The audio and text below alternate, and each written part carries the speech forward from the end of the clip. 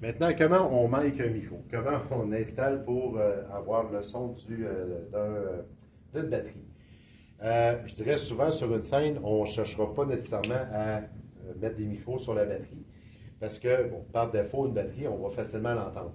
Sauf que si on a plusieurs instruments de musique, des basses, des guitares, des choses comme ça se peut qu'à un moment donné, on se dise, bon, OK, on va mettre des micros.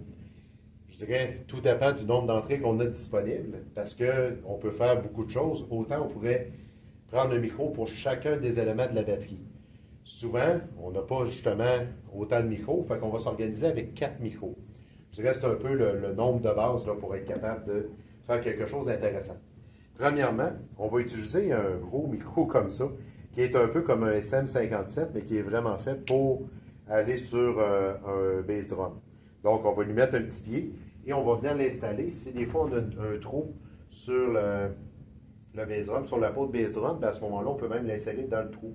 Parce que lui, en tant que tel, il ne reçoit pas le signal par là, il va recevoir la vibration que tout le tour. C'est pour ça que lui, bien justement, ça va être intéressant de le placer pour le bass drum. Pour le reste, donc c'est là qu'on peut aller chercher deux types de micros différents. Donc, on a un micro comme ça, le AKG, qui lui est fait spécialement justement pour aller chercher un son très précis. Fait que c'est là que pour avoir un son de batterie, ben, ça peut être intéressant.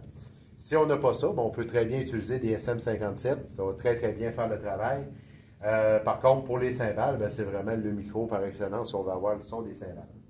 Fait que, de manière très simple, si j'en ai 4, si je possède 4 micros comme ça, comme 4, ben, plutôt 3 AKG, ce que je vais faire, c'est que je vais venir en placer un comme ça ici pour prendre le son des cymbales et en même temps prendre le son des tomes. Comme ça, je vais ramasser tout le son du côté droit du batteur.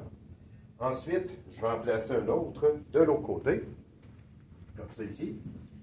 Et je vais faire sensiblement la même chose. Donc, je vais ramasser ma cymbale ici, avec le tone de gauche, avec le hi-hat aussi.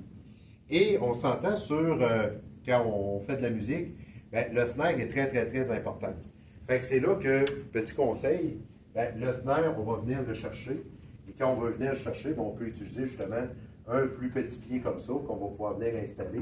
Des fois même, on va avoir des micros avec clip, qu'on peut clipper sur le bord du snare. Fait que comme ça va nous permettre d'avoir le son du snare. Fait que sur la console de son, je vais avoir 4 lignes. Je vais avoir une ligne pour le bass drum, une ligne pour le côté gauche, une ligne pour le côté droit et une ligne pour le snare. Fait que ça va me permettre d'avoir un son relativement bien balancé pour ce qui est des percussions. Si des fois on a des percussions auxiliaires, comme des congas, des choses comme ça, bien à ce moment-là, on peut justement utiliser des petits micros comme ça pour aller chercher ce son-là. Si parfois, vous avez un batteur qui veut aussi chanter, là, je dirais c'est là que ça relève un peu du défi parfois. Parce que dans les écoles, souvent, on n'a pas nécessairement l'équipement pour faire ce genre de choses-là. Ce qu'on peut faire, c'est de venir se placer. Et là, je dirais, souvent, il faut que le batteur soit habitué de faire ça. Donc, on va venir se placer du côté droit du batteur. On va monter presque en pleine extension notre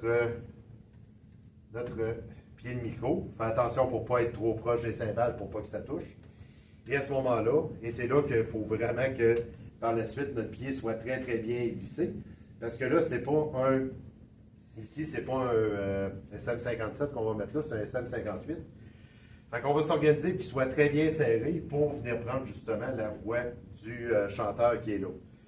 Bien franchement, si vous avez la possibilité de prendre un micro sans fil, un micro-casque surtout, là, un micro-casque peut faire un excellent travail dans une situation comme ça. Parce qu'au moins, le micro-casque, ben, il va suivre la tête du drummer. Parce que si on le place comme ça, ben, il faut vraiment que le drummer ait le réflexe de parler au micro. Ce qui, des fois, lorsqu'il va jouer, ben, il va chercher à bouger de la tête et tout ça.